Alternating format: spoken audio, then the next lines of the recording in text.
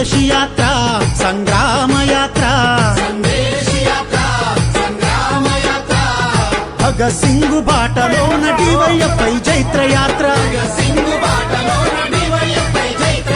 సమస్యల సాధనకై ఇది పోరు సంకేతం ప్రజలంతా పలకాలి పిడికిలెత్తి స్వాగతం